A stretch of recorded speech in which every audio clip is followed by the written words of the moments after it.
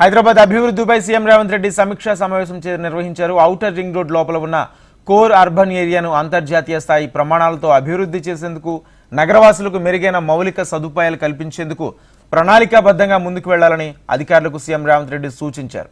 ఇందుకు సంబంధించి ఇప్పటికే పైలట్ ప్రాజెక్టుగా చేపట్టిన డ్రోన్ సర్వేను కోర్ అర్బన్ ఏరియా మొత్తం నిర్వహించాలని అధికారులకు ముఖ్యమంత్రి ఆదేశించారు.